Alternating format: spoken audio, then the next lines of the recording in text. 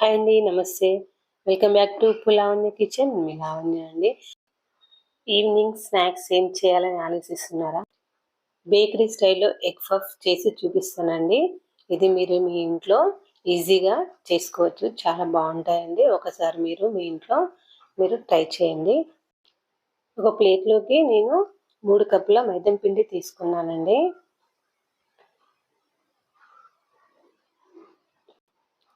Half table spoon salt తీసుకున్నానండి.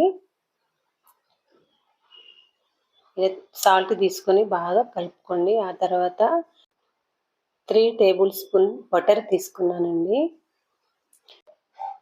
మీరు నా ఛానల్ని ఫస్ట్ టైం చూస్తున్నట్టయితే సబ్స్క్రైబ్ చేయండి, లైక్ చేయండి, షేర్ చేయండి. ప్లీజ్ ఫ్రెండ్స్, సపోర్ట్ చేయండి. ఇలా బాగా కలుపుకోవాలి. ఇలా పిండి అంతా బటర్ సార్లు బాగా కలిపిన తర్వాత మనము కొన్ని వాటర్ తీసుకుంటూ మనం చపాతీ పిండిలాగా కలుపుకోవాలి. ఈ విధంగా కలుపుకొని ఒక 15-20 మినిట్స్ మూత పెట్టి పక్కన పెట్టుకోండి. ఇప్పుడు ప్యాన్ తీసుకొని స్టవ్ పైన పెట్టి ప్యాన్ వేడిన తర్వాత ఒక 2 టేబుల్ స్పూన్ ఆయిల్ వేసుకోవాలి. నేను ఒక పెద్ద ఆనియన్స్ తీసుకొని సన్నగా కట్ చేసుకున్నానండి. ఇలా కట్ చేసుకొని ఇందులో బాగా ఫ్రై చేసుకోవాలి. కొంచెం గోల్డెన్ కలర్ వచ్చేంత వరకు ఫ్రై చేసుకోవాలి. ఒక 2-3 పచ్చిమిర్చి చిన్నగా కట్ చేసుకొని వేసుకోవాలి. ఇలా ఆయిల్లో బాగా ఫ్రై అయిన తర్వాత మనం ఇందులో కొంచెం సాల్ట్ వేసుకోవాలండి. ముందుగానే మనం పిండిలో వేసుకొని కలుపుకున్నాం కాబట్టి ఇందులో కొంచెం వేసుకోండి, లేదంటే సాల్ట్ ఎక్కువైపోతుందండి. ఇప్పుడు 1 టేబుల్ స్పూన్ కారం, చిటికెడు పసుపు, ఇలా ఒకసారి కలుపుకోండి. ఇలా బాగా ఫ్రై అయిన తర్వాత హాఫ్ టీ స్పూన్ ధనియాల పౌడర్, హాఫ్ టీ స్పూన్ జీలకర్ర powder, half teaspoon garam masala powder వేసుకొని బాగా కలుపుకోండి.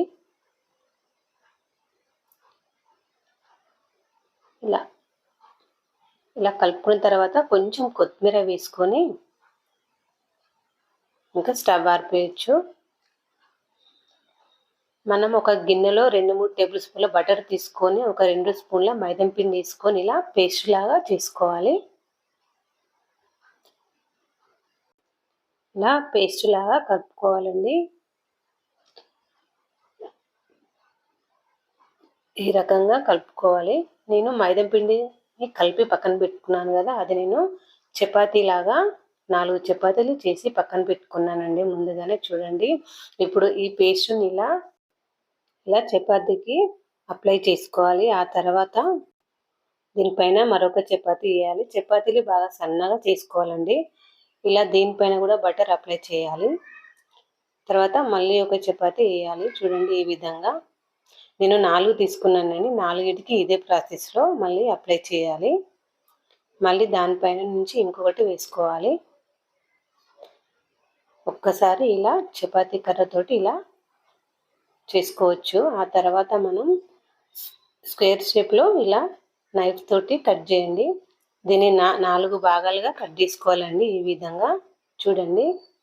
ఇప్పుడు మనం ముందుగా ఆనియన్ కర్రీ చేసుకున్నాం కదా, ఇందులో వేసుకోవాలి. నేను ఎగ్స్ ఉడకబెట్టి పెట్టానండి. అవి ఇలా కట్ చేసి హాఫ్ ఇలా పెట్టాను. చూడండి, ఇలా పెట్టిన తర్వాత మనం ఫస్ట్ లేయర్ తోటి ఇదంతా మనం ప్యాక్ చేసేసుకోవాలి. ఈ విధంగా చూడండి, ఈ విధంగా నెమ్మదిగా ప్యాక్ చేసుకోవాలి. జాగ్రత్తగా ప్యాక్ చేసుకోండి, లేదంటే మనం ఆయిల్లో ఫ్రై చేసేటప్పుడు కర్రీ పడుతుంది. అందుకని చూసుకోండి. ఆ తర్వాత మిగతా 3 లేయర్స్ ఇలా ఒకేసారి పెట్టేయచ్చు. చూడండి, ఈ విధంగా పెట్టేయాలి. మిగతావి కూడా ఇదే ప్రాసెస్లో ఇలా చేసుకోవచ్చు.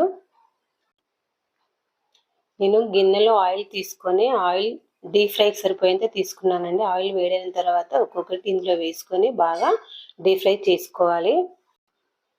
ఇది బాగా రెడ్గా కాల్చుకోవాలండి, లేదంటే లోపలంతా పిండిలాగా అనిపిస్తుంది. అందుకనే మనం కొంచెం రెడ్గా కాలిస్తే లోపలి వరకు ఆయిల్ వెళ్ళి మనకు మంచిగా క్రిస్పీ లాగా ఉంటుంది. చూడండి, ఈ విధంగా ఒక్కొక్కటి తిప్పుకొని కాల్చుకోవచ్చు.